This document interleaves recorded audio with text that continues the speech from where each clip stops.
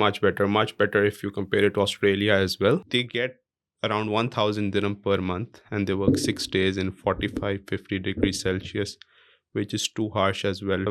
Modern slum or whatever you want to say. Alcohol is prohibited. Yeah, a lot of people think.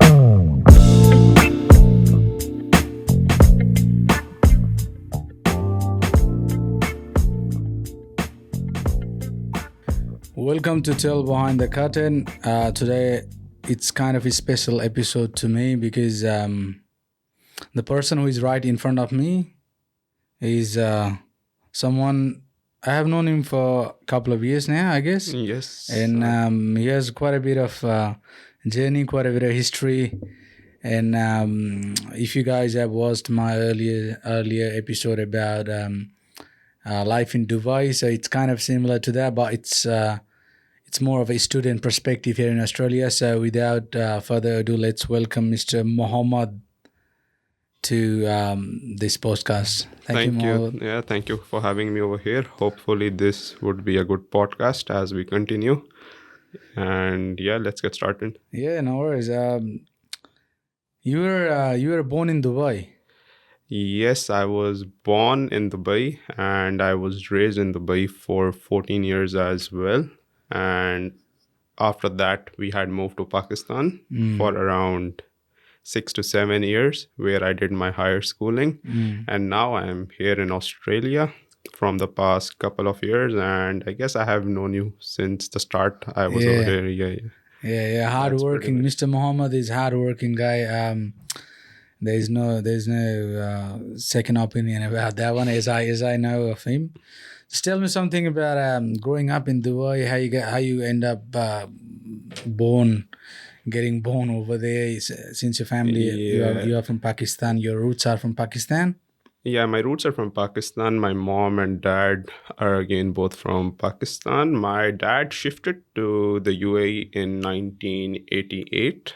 And my grandfather was there as well back in UAE from 1970s. And yep, my mom and my dad married in 2000, in the year 2000. And my mom immediately moved to the UAE. So yeah, people usually say that Dubai is a country, but I always tell them that's a wrong impression. Dubai is one city and the country itself is United Arab Emirates, also known as UAE in short form. The country consists of 7 emirates and Dubai is just one of the city. Surprisingly, Dubai is not even the capital of UAE and the capital is Abu Dhabi. And that is over 80% of the land belongs to Abu Dhabi. Yeah, and the cities are just small cities. Everything is included in that. So there are 7 cities and the rest area is just desert. So, yep, I wouldn't hide my age or anything. I was born in 2001. A lot of people from our region are scared or always try to hide their age. I'm 2 years younger than what I'm actually. So, yeah, there's no use in hiding your age or anything. Yeah. So I was born in 2001 over there. And again, I completed my kindergarten in UAE from a private school. And then I studied 7 years from class 1 to 7 as well in UAE. Again, in UAE, my childhood journey was fantastic. I enjoyed it very much. Plus, the best thing about UAE is that there is a multicultural brought up. You can experience, for example, you have friends from different countries. You have Arabic friends, again, not from just UAE. There are a lot of Egyptians. There are a lot of people from Lebanon over there as well as there are a lot of Lebanese in Australia as well. But yeah, there's a lot of people from Lebanon, Egypt, and all parts of the Middle East, Gulf countries within UAE. Apart from that, there are people from all around the globe over there. So you get up in a very good multicultural background. You learn a lot of things. You learn basic etiquettes, respect, everything according to multiple different cultures over there. Yeah, and again, UAE is more of a Islamic based country. They follow the religion over there strictly, and there are some laws of Islam that are implemented over there strictly as well, but not as much extreme as in other Gulf countries, for example, Saudi Arabia. It's a bit extreme over there, or you could say it follows Sharia laws Mm. properly. For example, in Saudi Arabia, if you are caught doing a robbery or a theft, so they immediately cut off your hands. And I have seen a lot of people, because I have been to Saudi Arabia 3 times to perform pilgrimage. Again, it's a Muslim kind of thing that we do.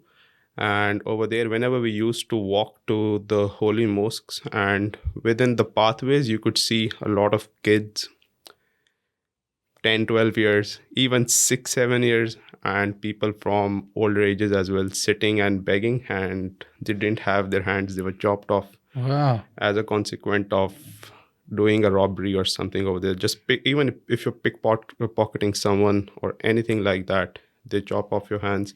Plus, if you're caught in trading of drugs or anything, the punishment is that they usually behead you over there, which again is again an Islamic way of dealing with crime. Mm. And basically, if you deal with crimes in such a way, it leads to a decrease in the number of criminal activities within these countries significantly.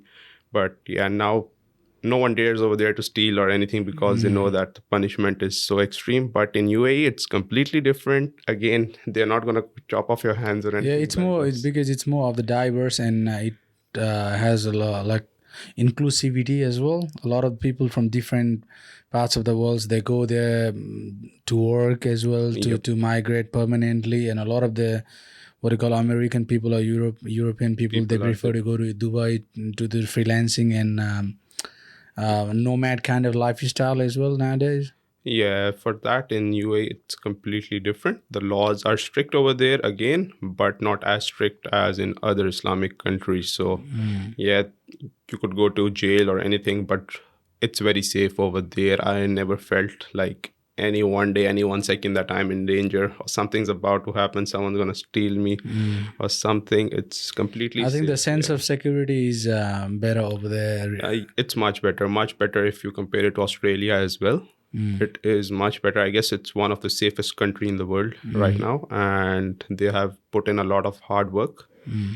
Again, there are hefty fines, strict punishments, and no leniency.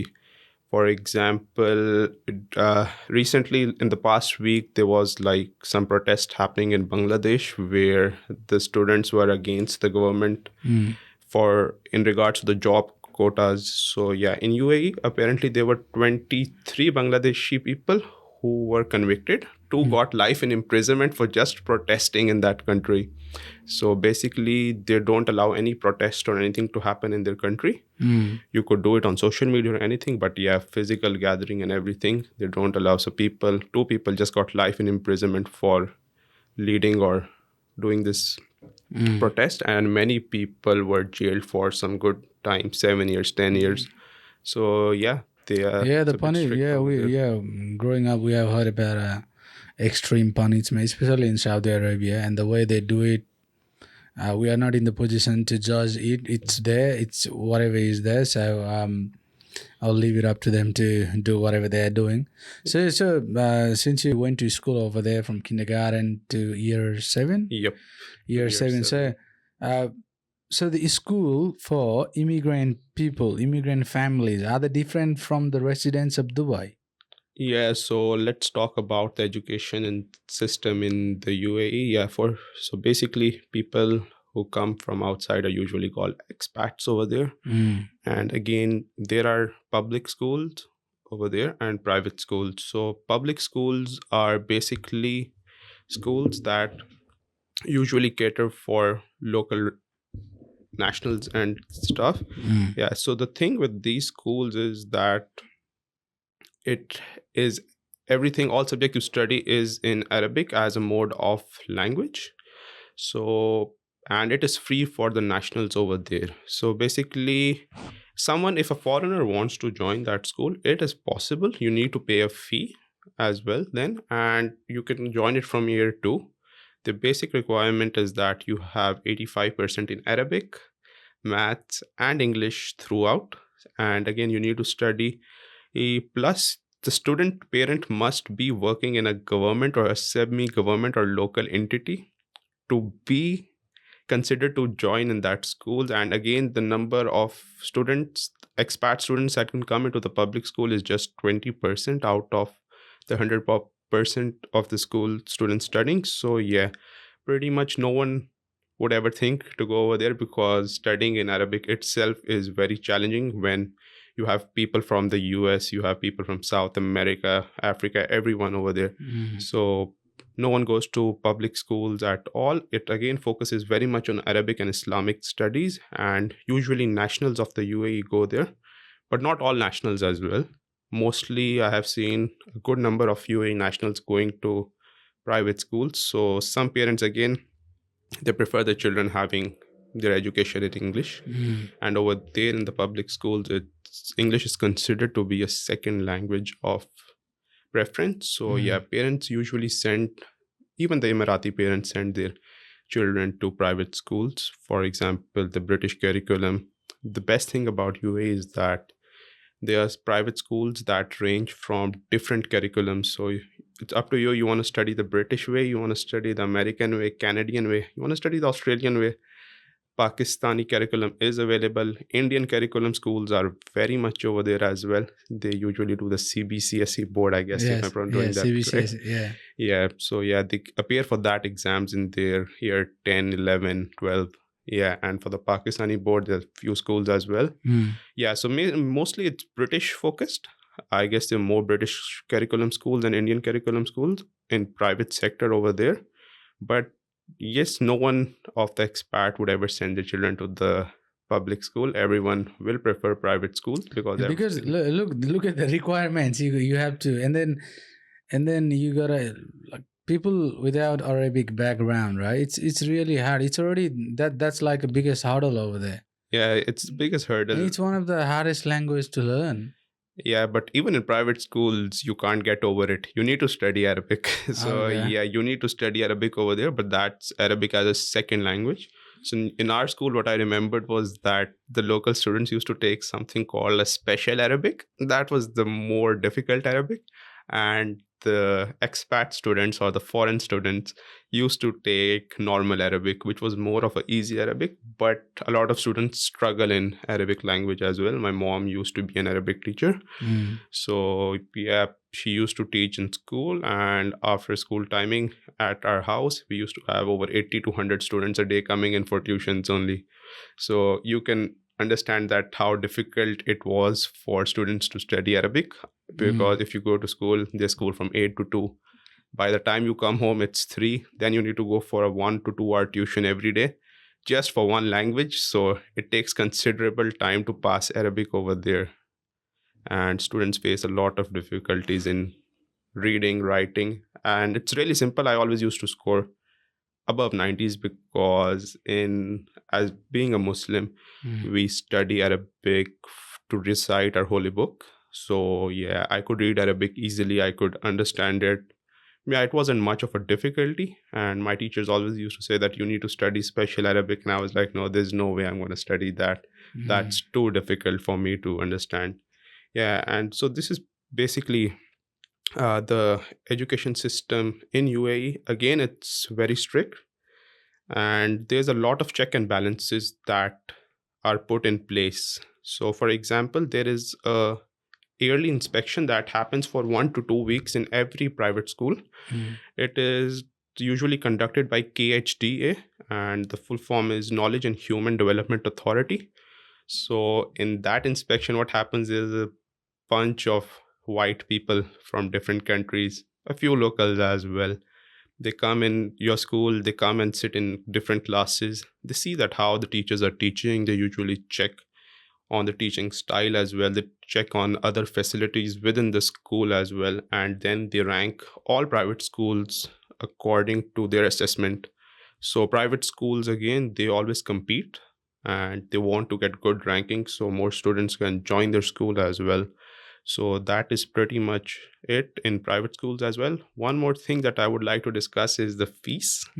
So yeah, the public school is free for the locals. Yeah, but for foreigners, private schools are expensive. in UAE. So you could expect to pay at least 8 to 10,000 dirhams, which corresponds to around 4 to 5,000 Australian dollars per year, to 70 to 80,000 dirhams, which is roughly 30 to 40,000 Australian dollars per year just for tuition fees. And this again doesn't have the transportation in it. Usually we catch the school buses. That's an addition one. Why is there's so much difference in between the fees? Like, what do the, let's say someone charging 35,000 a year, Mhm. what is different on that, on those private schools than the one they are charging 5,000? So yeah, pretty much the difference is in facilities, the quality of education, and again the curriculum that you're studying as well. So American, Australian, Canadian, British curriculum schools tend to be a bit expensive because they need highly trained teachers as well. Plus the teachers are expats as well who have good educational background, and they expect a good pay to Mm. keep up with expenses as well. And on the other side, the schools with a lower fee are usually the Indian Pakistani board schools. So yeah, they have many students in it. Again, the teachers are again from the country specific curriculum, again mostly Indian teachers as well. So yeah, they get a little bit less of a pay as well. But yeah, it depends on the person who's teaching. He can teach So in a British so for curriculum school. example, did you go to the Pakistani curriculum or Indian or what? Like, No, I if didn't go. someone wants to go, let's say for example, you grew up, it's not necessary that you do the British curriculum and go to UK or go to other countries. It's not like that, right? Yeah, it's not like that at all. It depends again. If no matter which curriculum you study, you can get into a university at the end of the day. There's just different requirements on the percentages and the subjects you study, how they align with your future degree as well. Again, my personally myself, I studied the British curriculum because my dad was more into putting me into a British curriculum school than another curriculum school. I had my cousins as well in the UAE, and all of them had studied the Indian curriculum school, despite being from Pakistan. Mm. Yeah, and again, one of my cousin who is a couple of years older than me, he studied in an Indian university as well, Amity University, Dubai, and he had completed his degree a couple of years ago, and now he's working in his field as well. So again, it doesn't matter. Any curriculum works fine. The good thing about British curriculum that I experienced is that first of all, you can study a lot of subjects. There is basic schooling from class 1 to 8. That again is like normal 8 subjects. You have English, sciences, you have maths, and everything that goes on. And then when comes the O levels and A levels. So O levels is basically class 9, 10, you could say, and A levels is basically class 11 and 12. In O levels, there are around 50 subjects that you can choose from. So you can pick subjects that you prefer. Apart from the basic subjects like English, math, you can pick subjects like computer science, chemistry, there's physics, there's business studies, there's global perspective and research, media communication, environmental management. The list goes on. So, yeah, you can choose your field at an early age and study specific subjects for that field. So, you get a really good hand experience early on. So, in O levels, you basically study anywhere between 8 subjects, 8 to 9, some study 7 as well. And A levels, which is year 11 and 12, you basically just study 3 subjects. So the high schooling system of the British curriculum requires you to only study 3 subjects. So it doesn't mean it's easy. But you do have electives as well there, or no? Nah, 3 subjects of your choice. Oh, okay. 3 subjects of your choice. Anything you could study. You could study triple sciences. Yeah, I remember. Well, growing up, there were some A level colleges in Nepal, in Nepal Kathmandu. as Oh well. my gosh, so expensive. So expensive, yeah. And I was like, I was paying 2,000 rupees. I'm talking about 2,000. That's $20 a year, $20 a year. right? Yeah. $20 from my high school. So I paid for everything. I paid $150 to 200. That's my max for 2 years. And on the A level, where my mates they were paying, it was outrageous. It's at too that much. time. Yeah, it's too much. If you want to pay for one subject in A levels, so the fees itself is, I guess, above $200 easily. And you can take A levels from O levels from Australia as well. Mm, mm. Again, the per fee subject is around $200 that you need to pay to the board to sit in that subject. Again, you can do it completely private as well. In Pakistan, usually some students don't go to schools, they don't go to colleges to study O and A levels, they do it privately. So you just register for the exam and you do self studies or go Mm. to, Like the one you hear. yeah, you go to academies, Mm. coaching centers, and you learn the tips, tricks, everything that is required to appear in these subjects, and you can do it as well. And studying British curriculum, there's a lot of advantages as well. For example, if you're going to the UK to study into a university, if you have a grade C, I guess, or B or above in English, they exempt you from IELTS. So the university I'm studying here in Sydney as well Mm. exempted me from IELTS because of my O level English grade. So they said that, yeah, pretty much you don't need to do IELTS. Yeah, because it says for the to qualify for that general entrant, if you haven't studied English as your main language Main or language. everything, then that's the reason you have to be an IELTS or PTE. Yeah, yeah. If you can satisfy them, say no, I studied English as my all those things, then Mhm. that's they will exempt you from doing that one. Yeah, so pretty much 3 subjects, 2 years. Again, you need to study. Each subject is very detailed as well. You study a lot of things. So, for example, and I studied computer science as one of my Mm. subjects, and over there were a total of 33 topics, different topics, and you need to appear in 4 papers. So one topic that we did was database design and modeling, DBMS. And when I came to the university over here, the first semester one subject was database management and Mm. system, and I knew 80% of that beforehand by just studying one Mm. chapter in one subject in the A level. So yeah, in the university it was a bit in a more detail. You could see the Yeah, SQL part. yeah. They wanted you to program a little more, but yeah, the basic concept, everything remains the same. So it gave me a good hand experience. And another subject that I studied 4 subjects to be honest. I took one extra. The fourth subject that I studied was global perspective and research, and again it was about how to think differently about a specific topic, what are global views. And again, the word perspective, everyone uses it commonly, but it has a very detailed meaning that I believe you could look at a thing from the societal perspective, from the economical Mm. perspective, from the cultural perspective. So that subject was pretty much to open up your way of thinking on a specific thing, a specific issue, and again look it through different lenses as well. So in that subject, we had 4 components in our examination. One was a 2,000 word research paper. Mm. Then we had a 5,000 word research paper. And one component was a comprehension paper. Again, you needed to go through scholarly articles and find answers to questions. And this helped me. Like, I had one of the starting subject was academic communication and science, and over there we had a comprehension paper that was worth 30% of our total unit Yeah. marks in the university. And in that comprehension paper, students, even the Australian students, couldn't score good. But I had like prior practice that I did like 2 years ago, and I surprisingly scored full marks in that. Yeah.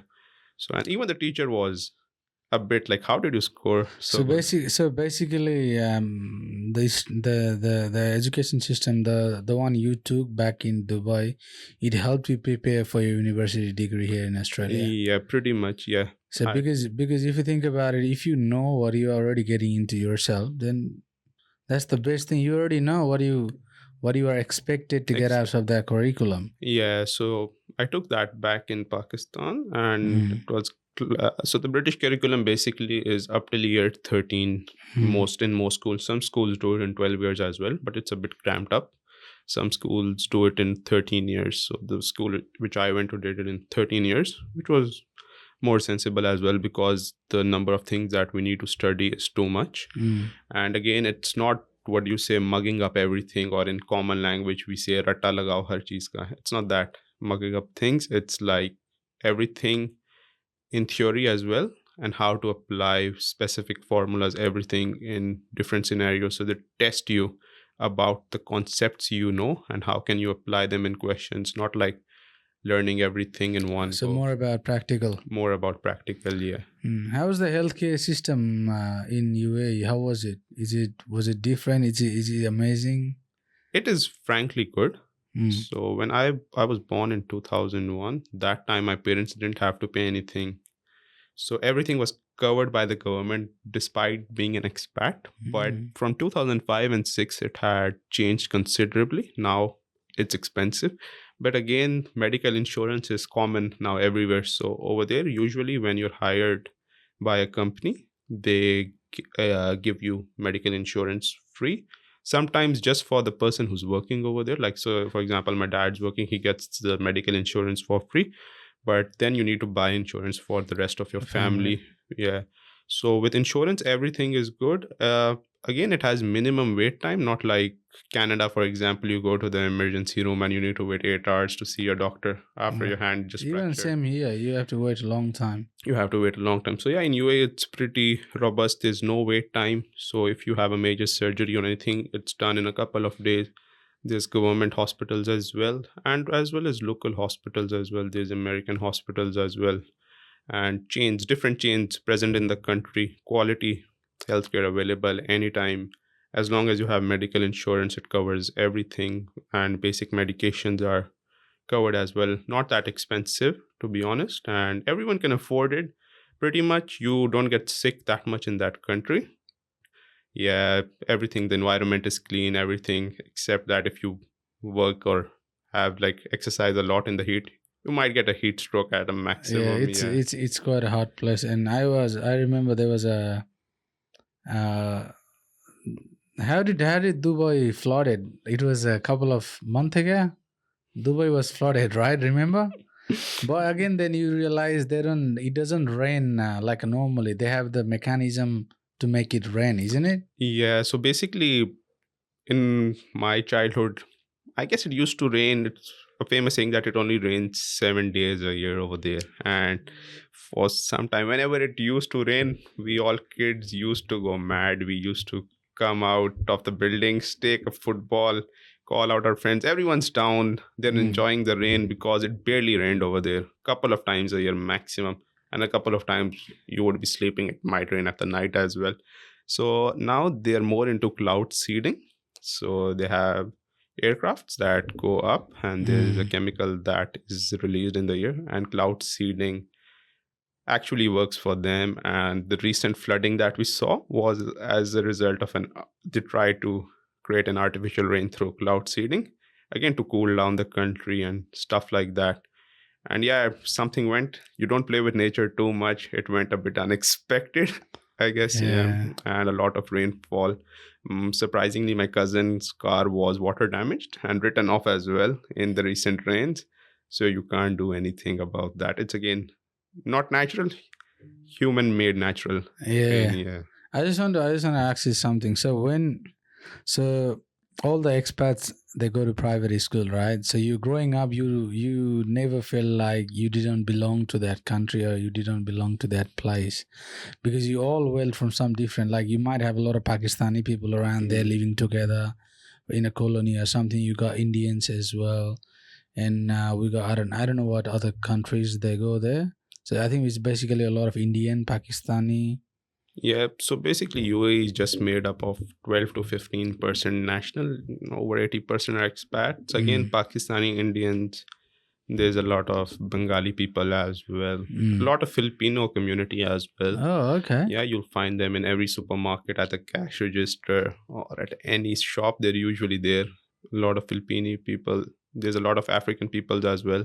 So these are basically So you never felt about I didn't no, belong. you never feel like this. Again, uh, as a Muslim, you could practice your religion over there freely. Yes. Yes, there are mosques at every corner. Plus, the call to prayer, which is 5 times a day, is read aloud over there on speakers as well. Within Australia, they are not allowed. So yeah, you need to respect like where you're living. So the rules over here are pretty good as well. But over there, you'll never feel you're alone. You feel like there's a little part of Pakistan over there, a little part of India over there. Again, a lot of South Indians, people from A lot. Kerala, Tamil Nadu, they visit over there pretty frequently. Again, in UAE, you can feel like there's all four types of communities living there. There's the low class, for example, the laborers. There's the middle class, then there's the upper middle class, and then there's the higher extreme class people. Richie Yeah, rich. richy rich people rolling up in a Bugatti, Lamborghini, luxury cars, luxury watches. So it suits different lifestyles. So, for example, in UAE, you see a lot of tall buildings, everything. Yep. But there is some things about that I want to speak. That first of all, the labor over there is very cheap. They usually Indian, Pakistani, Bengali, Afghani Nepali. people, Nepali as well. Yeah, so they get around 1000 dirham per month, and they work 6 days in 45 50 degrees Celsius, which is too harsh as well. 10 to 12 hours a day, and what they get paid is just 4 to $500. So yeah, paying them low income labor over there, labor is cheap over there. That allowed the country to progress a lot, to build the infrastructure, everything. Again, the real rulers are very visionary. Nothing can happen without their vision as well. But again, there are downsides as well. They get paid very less. They live in labor camps. If you see that, you could just like Yeah. watch it on YouTube and you say Yeah. that's a modern slum or whatever you want to say. So yeah, cheap labor. Again, then there's the middle class as usual. Always. There is always middle There class. is always middle class as well. Again, people who work in companies on small positions and etc. Both wife, husband working with an aim of getting their children to grow up in a good country, get them good education. Again, you then usually look at their families back in their home country as well. Not a lot of savings, going through difficult times for them as well. And the cost of living is high in UAE as well. It's because it's mainly too hot over there. You need to run an air conditioner Yeah. almost 24 hours a day. The bill pops up, the rent is much, your children's school fees is there. So again, it's a struggle for the middle class people. Then I would like categorize the third category as upper middle class. So yeah, here you have the engineers, you have the people working in banks Professionals and professionals. Yeah, you have IT professionals as well. So again, these people live a better lifestyle than the other two classes. Again, they get good pay over there. The best thing about UAE is that it's a tax-free area. There's only a 5% value added tax which was implemented in 2018. Before that, it was completely tax-free. Again, from your salary, there's no tax deducted. You get everything you But want. do you have to pay if you got investment property? There might be some fees over there or not? These like normal fees, normal government fees that you need to pay everywhere. That's again minimal. So yeah, you just, if like you're purchasing anything, you need to pay 5% value added tax. 5% isn't much compared to different countries. In Australia, you have GST from 10 to 12%. Back in Pakistan, it's 17% and plus. So yeah, 5% is nothing, and that was also introduced in 2018. And again, if you're a tourist, you get a VAT refund at the airport when you're exiting the country. So it's pretty much low taxed area. Again, income is high, but just for the upper middle class and the higher class. For the lower two classes, the income isn't that sufficient, I would say. But again, you could live a life. Again, it's different for everyone. There's different struggles. Everything's different for everyone. And again, life in UAE. So we talked about the healthcare. Again, if you talk about the rental market over there, it's high. So a one bedroom apartment, you could expect around 50,000 dirham to 150,000 dirham. It again depends on the area where you're going to live.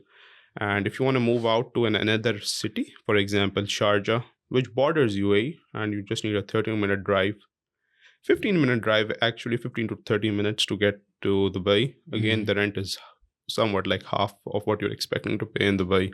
So it differs for different emirates as well. But the main hub itself is Dubai. The city Dubai is the main hub where everything happens. And again, public transport in Dubai is very robust, safe. You have metros as well over there. Yeah, I saw that one. They're pretty good ones. It's clean, Clean, neat. nice, neat. You growing up Growing up when you were born, like 2001, then 2024, right now, it had changed a lot, isn't it, Dubai? Yeah, it has changed. I have seen it evolve in front of my eyes between 2005 6 to 2014 15, what I can remember. So now, yeah, there are buildings, tall buildings everywhere. Before they were just like buildings 1 or 2 stories tall, and now Mm. residential complexes as well. Now they get demolished and there's a It is more like, it is more of a tourist destination now. They go, people say, do you think that Dubai, the source of income, they are trying to change it? Before it was all oil, isn't oil it? money. Yeah, So yeah. now, do you think they know that we're not gonna have oil this much? There's not gonna be enough oil to last us. We have to think about something else. Yeah, so they are pretty much all GCC countries are Mm. thinking of the future. For example, Saudi Arabia as well, Vision 2030, Yeah. and UAE as well. They sensed it a long time before, which was good. Again, their leaders had the vision to Mm. sense that as well. And again, they have oil money as well. But now tourism is another main aspect of the country. There are a lot of tourists from throughout the world going to Dubai. It's a transport hub. And there is like a, you just Google, you just put it on YouTube, places to visit in Dubai. The lists are like, it keeps on going. Yeah, it won't end. It It, won't it's end. it, you can see those swimming pool where you can go underneath. There is like expensive cars, the deep swimming pool Pools, yeah, yeah. where there is like, I don't know. There you could imagine anything outside. It's inside there, It's and those inside. garden, those what you call the beautiful gardens, Miracle yeah, Gardens, yeah. miracle gardens, Yeah. and then like even the simple Airbnb or the hotels, anything, those are amazing, right? If you compare to Australia, if you compare to other places, and it has like, everybody whom I ask, where you going? Dubai. Where you going? Dubai. Yeah, so there's a reason why as well. Again, it's safe, it's cheap, and you can experience different things over there. For example, it's a desert city, but they have an indoor ski resort as Mm. well. Ski Dubai, you can go there, spend a day. There's chairlift, you can ski on the snow. Everything's artificial. They're cool down the temperature by themselves. Again, there's penguins as well in there. Mm. So yeah, you can experience that as well. If you want to experience beautiful gardens, you go to Miracle Gardens. Again, it's a really beautiful. There's a lot of varieties of flowers and trees over there that again they have made that environment to grow that over there as well. Plus, you can't. There's endless things that you can do. There are so many shopping malls that if you decide to visit one shopping mall each day, it's just gonna take you a month or so to visit the shopping malls over there. For example, Dubai Mall is the biggest shopping mall in Mm. the world. I guess if you want to completely tour that place, you need 2 to 3 days at least to have a good grip on that area as well. Like, so it's too big. Again, a lot of tourist attractions. Safe, it's cheap. It's not that expensive as well. Hotels are cheap. You can get it for like $100 a night, a decent hotel. And again, food, everything is cheap over there. Public transport is built around one, like always things, it's like a desert area, it's too hot, but you never feel that it's hot over there. Everywhere, even in the bus stops, if you go, for example, there are cabins made and they're all having AC 24 hours run in them. So you So all, what about the driving situation over there? Does everybody rely on car, or it's 50-50? I would say it's more on driving. Everyone relies on car over there. Public transport is available. It is again very good, but again it's time taking as Mm. well. You Mm. need to Mm. sometimes change metro lines as well, catch a bus as well. And again, it's very robust, safe. The driving over there is very safe. They have a vision of reducing the number of accidents to 0%, but obviously it's not possible at this stage. But yeah, they have a vision of that as well. Again, you get hefty fines, so no one does try to overspeed or stuff like that. The fines are too much, so everyone's like, let's follow the rules. It's better for us and better for the community as well over there. Everyone's safe on the road. Again, yeah, pretty much that. And cars are cheap over there. Yeah, that's, we can That's figure that out, because the amount of car the people buy over there, and then it's anything is cheaper. I think even the phone, they cost, yeah, surprisingly, surprisingly. if you go to Dubai and there's a mobile market over there, like all shops of mobiles and an Apple iPhone, you can get it for I guess $100 or $200 cheaper than what you can Yeah, get I in an Apple realized a lot of store. the Indian when they go to visit Dubai, they just buy phone They over just there buy and an they mobile bring it phone. like. And then I check the price. It's less. It is less indeed. Yeah, you can get phones like you can get the UAE version of an iPhone. You can get the Japanese one, Hong Kong, Mm. whichever you want is available over there. And yeah, it's cheap as well. And So sorry to cut you there. So you just you see flashy cars. You have a lot of people. You have a diverse population there. You see those big buildings. And do they have a nightlife over there like the one you is imagine in Australia? No, Australia doesn't have a nightlife. Sydney don't have it. We used to have before, hmm but when the COVID hit everything, so you know what type of like you night. like bars and this. I don't know the drinking situation over there. Can hmm everybody buy drink over there? Like, is there a pub? Is there a bar? Is there like you can go to have a craft beer something like that or not? Yeah, so there's a misconception about UAE that alcohol is prohibited. Mm. Yeah, a lot of people think, but that's not true. There are pubs, clubs, pretty much licensed, and they are usually present in hotels. So, like, there's a hotel, and they have a couple of pubs, might be on the lower floor or the upper floor. And again, whatever is inside remains inside. You can't see it from outside. Like, you can't see like alcohol bottles from outside. Oh, there's a pub. Let's go here.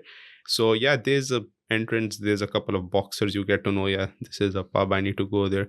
Again, you need to be over the age. Legal age over there is, I guess, 18 or 21. I don't want to like state in a wrong figure.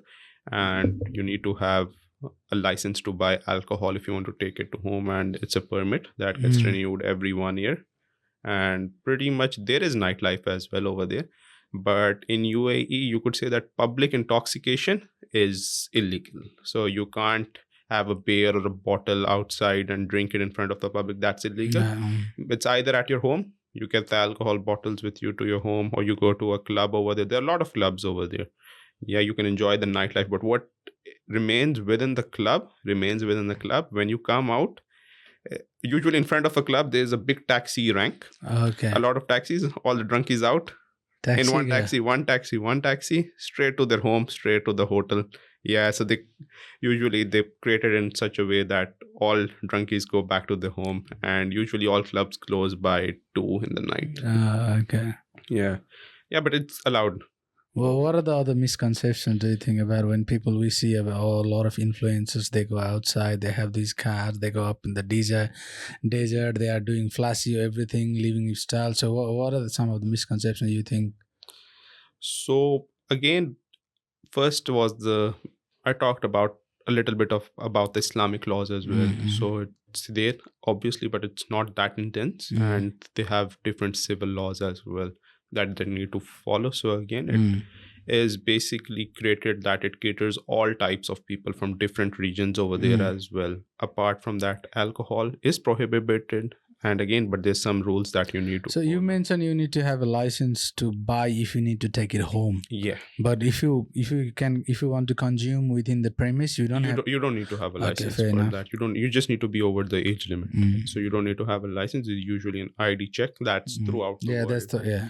Yeah, so apart from that, some people think that there's strict gender roles in UAE for specific jobs, but I think that's wrong. In UAE, women also play a very important part in upbringing the country. For example, in the teaching, in the hospitality, education sector, healthcare sector, finance sector, even in the engineering sector, women are everywhere over there, and they encourage women not to only work at home, like stay at home, do work from home. They want them to come and play a pivotal role within the society as well. There are daycare facilities. So, like if you have a child after his school, he can stay in the daycare facility until you get free from Mm. work at 5. And over there, they usually take care of the children pretty good. Again, it's an additional expense, but if both the couples are earning, so you need to take that expense as well. Apart from that, some people think that there's lack of freedom, which I guess is wrong, and it caters all types of people. So whether you are a religious person, you're a party person, you mind your business, you just go to work, come home, That's it. It caters all type of people. Again, It might be different in other countries though, like Saudi Arabia or even Qatar. Qatar, yeah, yeah, yeah. Yeah, It's different. yeah, the laws because I don't know. I don't know. It might be right. It might be wrong. Just like if you're a husband and wife, can you hold your hand when you were walking down in Saudi Arabia? I don't think you can.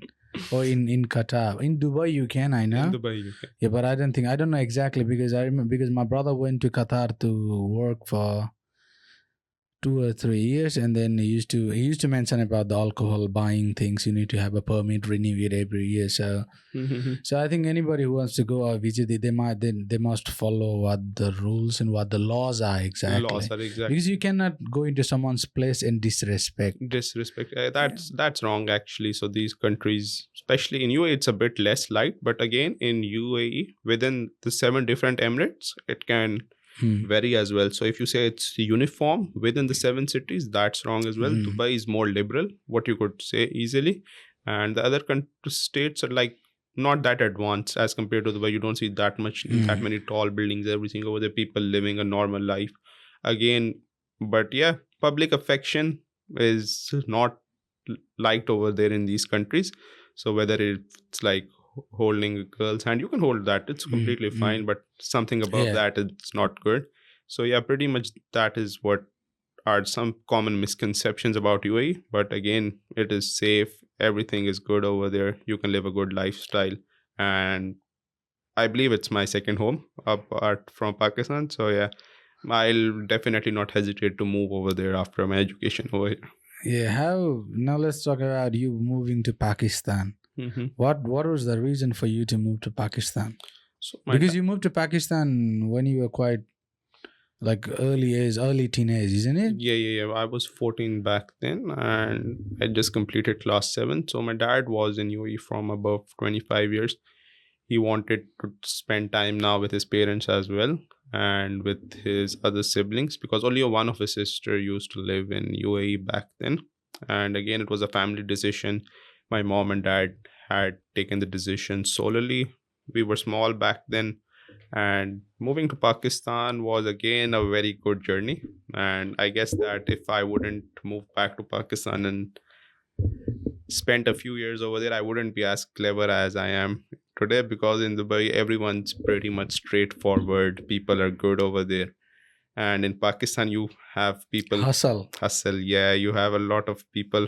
Some people, they're usually good on your face. You're like, hello, how are you? Everything is good. Then there's Yeah, backstabbing. yeah, after this that. backstabbing, like they have two faces, one's behind your back. And that is really important for someone to go through their life. So my mom initially used to say that, like, if you wouldn't come back to Pakistan and after like spending more years outside, you would come back, someone would easily sell you off, because you wouldn't know anything about people's cleverness over there. Again, people are very clever. They doesn't mean that they're not good people. They're good people everywhere. They're good and bad people everywhere. So it's up to you that which society or which gathering do you want to go through. You want to go with the good people, you can easily know them as well. Again, that experience was good. Now I can easily differentiate between how is someone. I can easily judge a person. But again, never judge a book by its cover is a famous saying. You need to spend time and you'll know that the person is good for you. Is he capable of being a friend as well? Because initially you'll have a lot of people like they're like with you every time, every time, every time.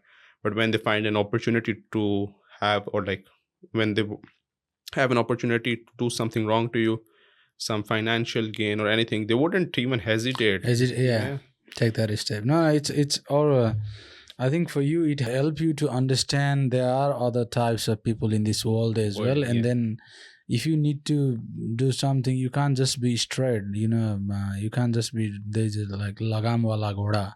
You can't have that thing. You should know about people. You should be able to talk, and then you need to figure out who is the good one and who is the one you don't need it. You know what I mean? Yeah, pretty much. Yeah, I guess all people within the South Asian region, like even in Nepal, India, we will find all types of people again.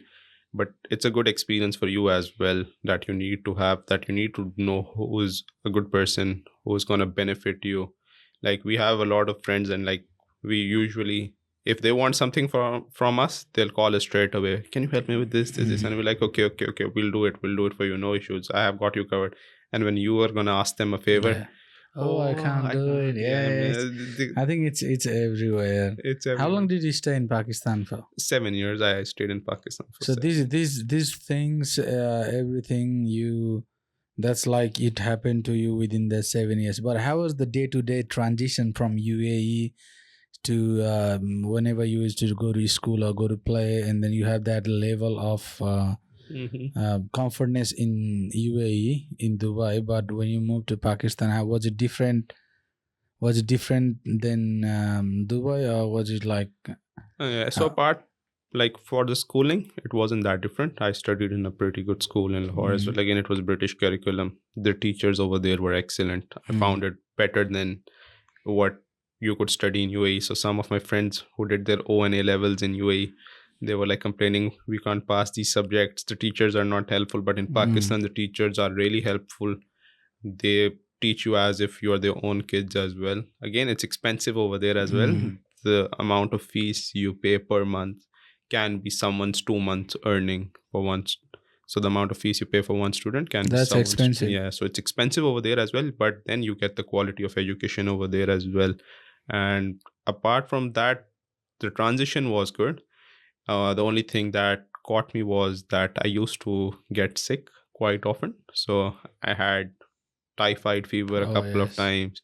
You go through jaundice, hepatitis again. There's all contaminated water. Because yeah, the water, the surrounding, it's not as healthy as you'd Used find to in be, Dubai. yeah. Yeah. Yeah. So initially 2-3 years was a struggle. I used to spend half of the time in hospitals getting a drip and stuff like that. But education wise, it was a good journey. And then again, you learn a lot about different people. Again, there's your extended family over there, your parents, my cousins, my parents' cousin. Again, you get close to them as well. Was it difficult for you to make friends? Pretty much no. So making friends wasn't that difficult for me. But again, I have a limited number of friends. So now, if I could recall, I just have 6 to 7 friends from Pakistan and 6 to 7 from UAE. So these are my old good buddies who I like to talk and share things, and they share things with me as well. So pretty much everyone's busy in their life now, and we talk a bit less. But whenever we have an opportunity, we definitely do a group call and discuss the present things that are going on in Pakistan, how's life over here, compare things. Pretty much that's a hassle nowadays. But yeah, in Pakistan, it was good. There were a few misconceptions about Pakistan as well. Like when I came initially, my parents, even my dad, who spent 25 years in UAE, was like, don't send the kids to the mosque. They could be a bomb lost any day. Oh yeah. Yeah. Yeah, But back in those days, those things were happening. yeah, that were happening. But the way the media portrayed it Yeah. was too much. It wasn't anything like that in a country of a population of above 200 million. Such incidents can happen, and it's very minimal for the number of people living over there. So yeah, soon I realized that everything that was being portrayed in the media is was true, but they used to put a lot of spices in that and Yeah. make up the story big. And then I continued my normal life like I used to do it in UAE. Yeah, it's a bit less secure, you could say that, but I never had a bad incident with me in the past 7 years. But in some cities, for example, Karachi, there's more. It's a city in the south of Pakistan. There's more criminal robberies. So anyone comes up to you on a bike and he just takes a pistol out, Yeah. give me everything. But in Lahore, it's safe. In the city where I live, it was pretty much safe. I never experienced anything bad in 7 years. So all the misconceptions, everything were only on the media that I saw, and I spent my life normally over there as well. Or the only down thing was that the winters are a bit extreme. Yeah. So in UAE, it's like even in the winters you have fans, ACs running, you're in a t-shirt. But in Pakistan, in Lahore, sometimes in the night it's 1 degree Celsius. Did you go to Kashmir when you were there? Yeah, going to the northern part of Pakistan, pretty common. So it's not that expensive as well. You just need to go through a bus company or tourism company, or you could go through your car or take a flight. So yeah, the northern part of Pakistan is really beautiful. I would say that I experienced Yeah, I some have good seen a scenic lot of views. pictures, and one day that's really I want to go to Kashmir because in a lot, even in the I think we started to know from the movies. Yes, yes. Everybody used to go to Kashmir and do the movie shooting and everything. Fast forward your journey to Australia. You could have gone to any other countries in the world, right? Or you could have gone back to Dubai as well. Was there an option for you to go back to Dubai? You could you join university over there after your high school or not? Yeah, I could join a university over there. There are a few universities, some local UAE universities, and there's a campus of University of Wollongong. There's Mm. from Australia. There's Mirlex, Heriot Watt from UK, and again some good universities. But the number of subjects that they teach over there is only minimal because Mm. these are usually small campuses over there that they built. Again, going back to UAE, he wasn't an option that my dad always thought. He always thought that I would either go to Canada, UK, some of the Western countries. First of all, getting into this field was not my first priority as well. I always wanted to be a pilot and join the aviation Uh, field, yeah. But then COVID messed up things. A lot of pilots were yeah, jobless and the yeah. market is still recovering. But as of now, it's recovered. But for at that time it wasn't that good, so I needed to take another option. So initially my goal was Canada, but the weather was too extreme over there. Yeah. Sometimes it's Too you extreme, can't even yeah. imagine. Minus 40, Yeah. 50, except for Vancouver.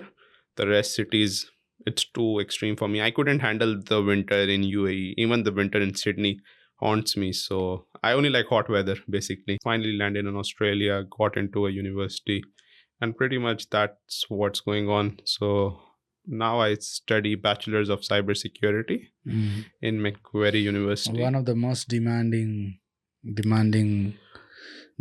field, to be honest, for the professionals who wants to build their career in IT, especially cybersecurity. It's one of the demanding field. Yeah, it's definitely demanding, and the number of students enrolling is increasing as well. Mm. And I guess it's a basic phenomenon as everything is now going digital.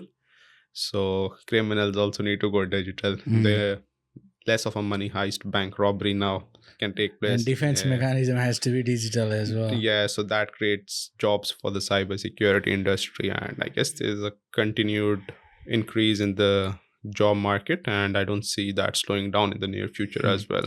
So when you came to Australia, you had someone over here, your relative or your friend, or you just came by yourself?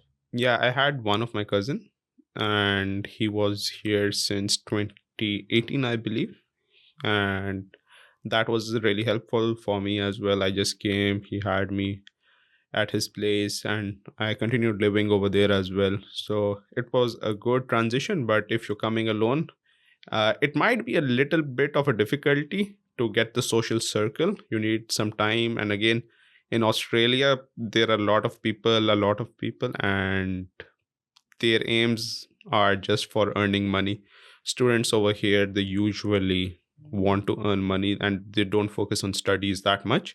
And when you come in such gathering, they ultimately brainwash you that forget studies, do this, do this, do this, earn money. You're here just to earn money. But again, that's absolutely wrong. You're here for your studies, build your future, build your professional career, and afterwards you can earn more money than them as well.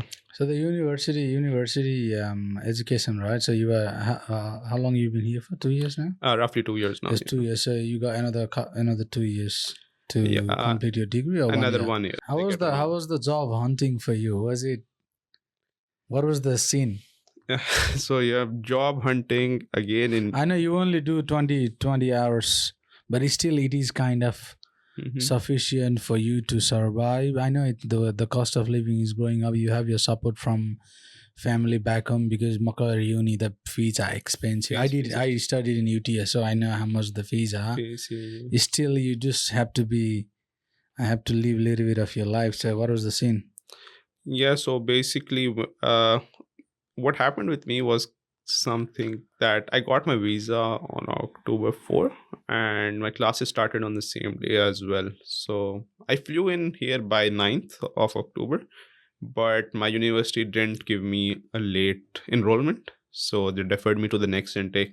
So I had like 4 months to catch on. And back then, the country just opened from lockdown, everything. Mm. There was like jobs available everywhere. You could walk past a Woolies or Coles or anywhere, come in the store, speak to the manager, and get a job. You don't even need to apply online. So initially, I did Macca's for some time. Then I got a job offer from KFC, Woolies, Coles, Aldi, all together. Yeah, so I chose McDonald's, and I used to do Uber Eats on a bicycle as well initially for 4 months. That gave me some good savings as well, and it helped me greatly in running my cycle within Australia.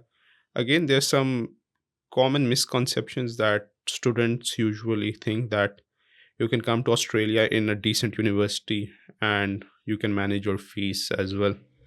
Again, it is possible, but if your parents support you with half of the fees, like if you're coming for a master's degree, a 2 year master degrees, if your Mm. parents give you 1 year of fees and living expenses, then obviously the next fee that you're going to pay is after 12 months, and then only you can save that money over here, and you can manage the second year pretty much. Again, there's a legal limit, you can work only 24 hours over here, and most students do that as well. But there's some students who won't as well, but again, it could land you in trouble as well, and I would say Mm. that following the rules is good. Yeah, but again, if you come into a university or a college that's a bit cheaper, not into the 30s, like some colleges do it for 10, 12,000 per year, yeah, then that's going to be doable by you, Yeah. because the fees is very less. And again, the living expense in Australia is high.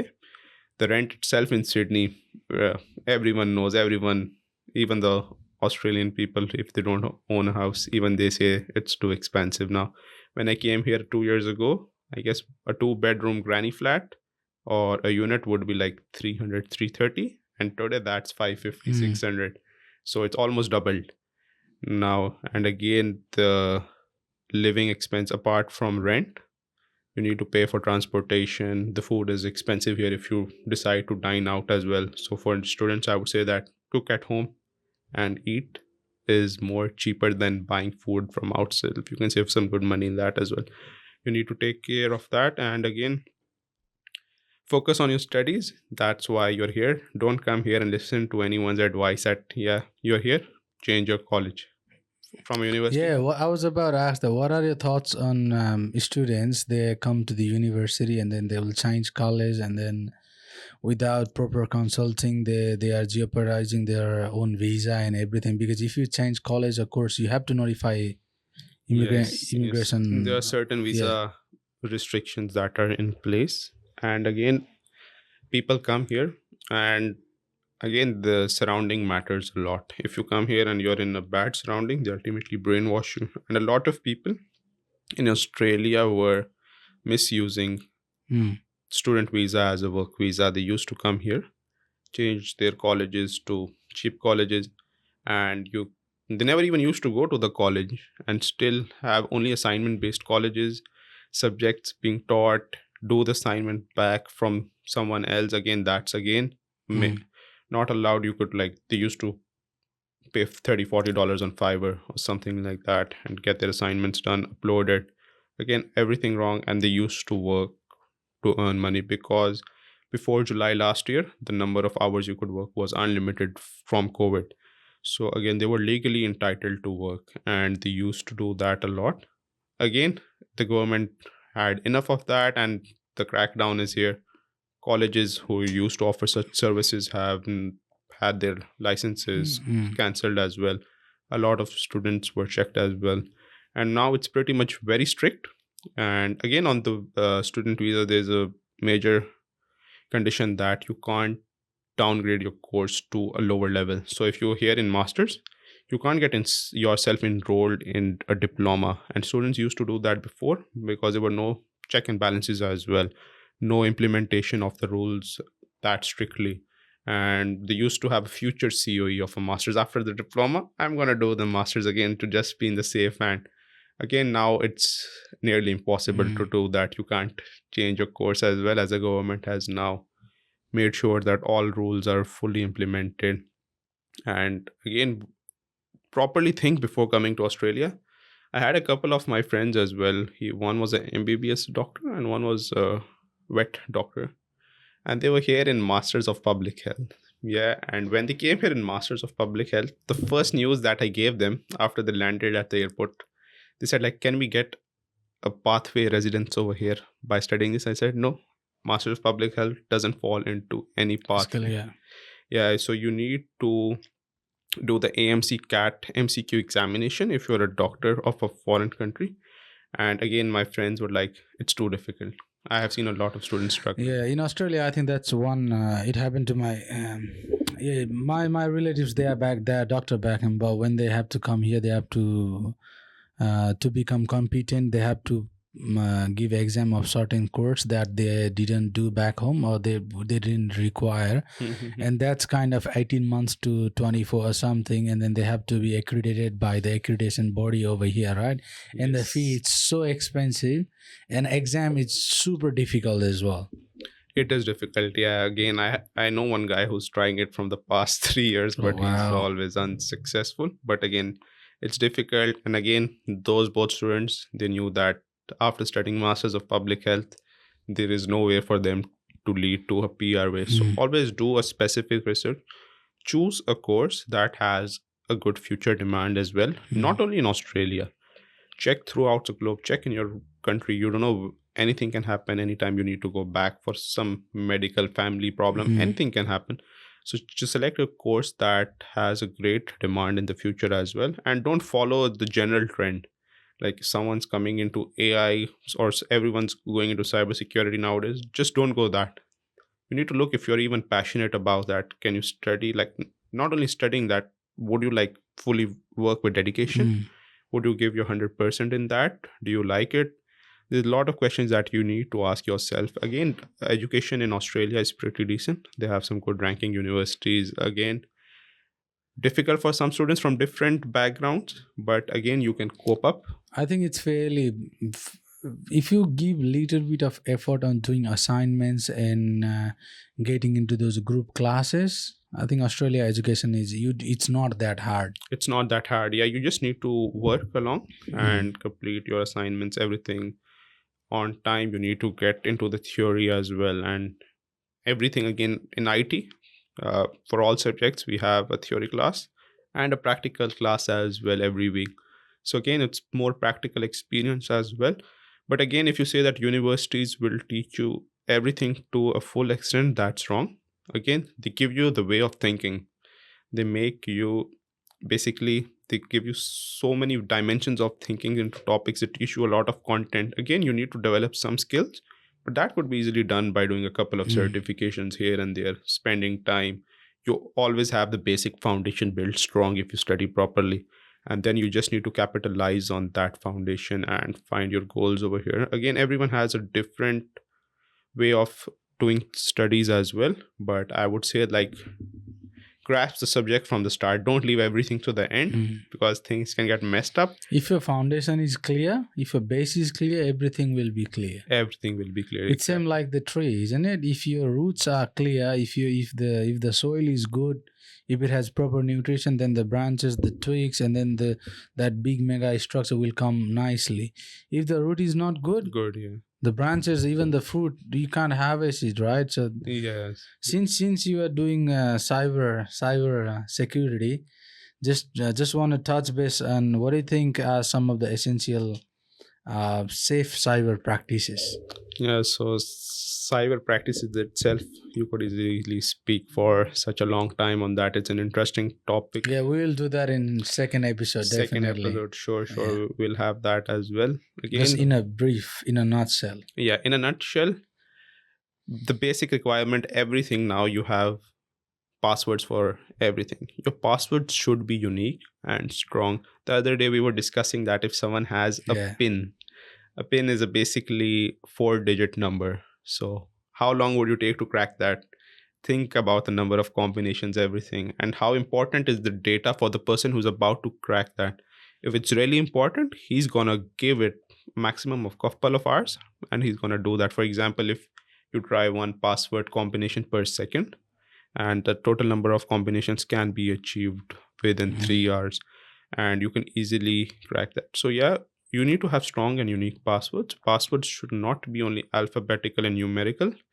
Again, small alphabet, they need to be capital alphabets. Try to use special characters as well, hyphens, there's multiplication, division sign, whatever comes, just put in that, make it unique and complex, and no one can hopefully break into that, because it's going to take a lot of effort as well. And no one, again, if it's data that's not that important, no one's going to put in so much effort in breaking into that. And another thing is that whenever you're having multiple accounts, try to have different passwords. Mm. Don't have the same password for everything. If you do that, then if someone breaks one of your password, he's most likely going to access different platforms that you're using. Again, that's a serious thing. And multi-factor authentication Mm. is now, I guess from last year, it's compulsory in Australia within all businesses and educational institutes, that you need to use multi-factor authentication. It's giving you an extra layer of security. So basically in that, after you log in, you have a, basically it's usually a code, a 6 digit, a 10 digit number code sent to your email, mobile phone number. There's some apps like Okta Verify, and you just need to open that, enter that code. That code again changes every 10 Mm. seconds. So that makes your account more, you could say, least vulnerable for anyone to crack it. Even after he cracks the password, how he's going to get the Yeah, multi-factor exactly. You need authentication? the yeah. Pain, it's going to come to your mobile. So yeah, that's another thing. Again, using antivirus softwares again is very important on your PCs and laptops, and it should be up to date, because in the cyber world, there's new bugs, viruses being created almost every day, you can say every hour itself. So make sure that you run a latest antivirus software. Always download the updates as well. And some things are like pretty common as well. You need to, that's like someone can do that individually. Back up your data regularly. Classify what data is important for you. So this is my important data. Back it up. Keep a copy somewhere safe. Maybe if you're like working in office and you have some important data, back it up. Keep the copy not at the office. Keep it somewhere else in your home in a safe, or anything where you think it's safe. Again, you have the data. Back it up regularly. It depends again upon you. If you have any email or links that are coming in, phishing emails, for example, they're forming links as well. Make sure, check. Usually in a bogus link, it's Mm. like if you're like www.worldofcybersecurity.com. So Mm. instead of 1 hour in cyber, they could be 2 hours. So always make sure that you're reading it properly as well. And pretty much you need to review your accounts for suspicious activities.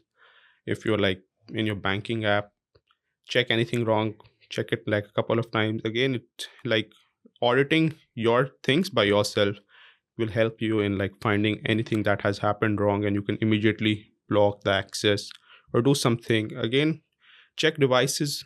For example, on our mobile phones, we have usually updates coming in, and people Mm. sometimes don't download that for 6 months, 1 year. I have seen a lot of people who never even download. But again, in every update, there's a security update as well, Mm. which is essential for your mobile phone, and that's directly from the mobile phone operator you're using, the company you're using, they're sending you security patches, updates. So just download them, and these are some basic Mm. things that you can do. I just want to add on that one. If you see a public Wi-Fi, please don't join it. Don't do anything. I have seen people using public Wi-Fi and going into their mobile banking, Mobile going banking. into something finances stuff, and that's how you lose. You never know. Like for example, you go to the airport, right? You go to airport, you can log into their free password. What if there are some people out there who has that thing, Who have that access? yeah, not even the access, who can Wireshark, generate the basically. exactly generate the Wi-Fi network within your surrounding with a similar name, Name, yeah. and they won't even ask you your customer info name or your anything, right? If you like to join, they might say, okay, I'm joining this on my own disclaimer or anything. But if you happen to join, and if you happen to log into something in some important stuff, then that's a loss. That's a loss. Yeah, exactly. Plus, there's a software called Wireshark as well, and basically it captures the data packets that you're communicating within the internet as well. So if anyone's connected to that public Wi-Fi, for example, and has that software running, which is obviously illegal in Yeah, Australia, yeah. yeah. But he can see the packets you're sending, Yeah, and yeah, it's so there are so many things changing your password regularly. Even I don't like. Yeah, we do it, but saving password. Just don't save your yeah. password. Why would you save a password? Exactly. Don't save your password. Look, Never I got save a so password. many accounts, right? I do have some of them are pretty similar, one kind of thing, but just keep on changing it. Yeah, just keep on changing it. If you have like 5 different unique password combinations and you change that every 3 months, it's gonna hardly Now take you. even yeah, now even sorry, now even the Apple will ask you security recommendations change. This has been found in here.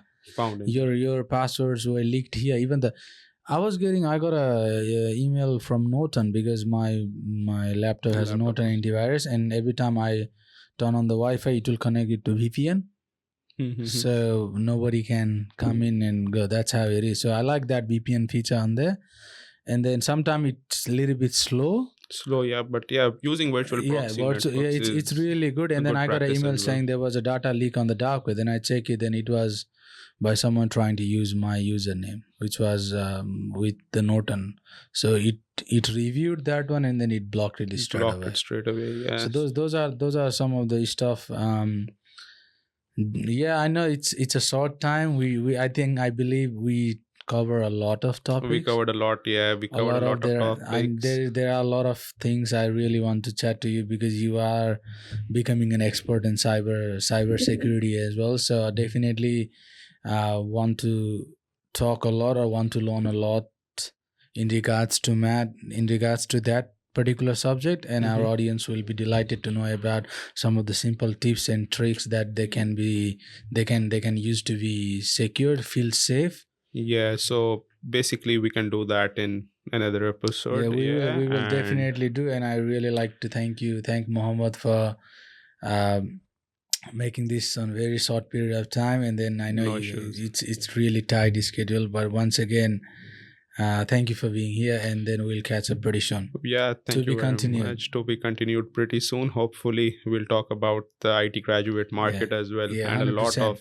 stuff else as Yeah, well. we would like to. I would like to know more about the student perspective on current situation regarding rent, regarding housing, regarding job scenario, and then obviously about the IT. We'll do that. If you like this episode, please like, share, and subscribe. Until then, your host Sarah Batrai signing off.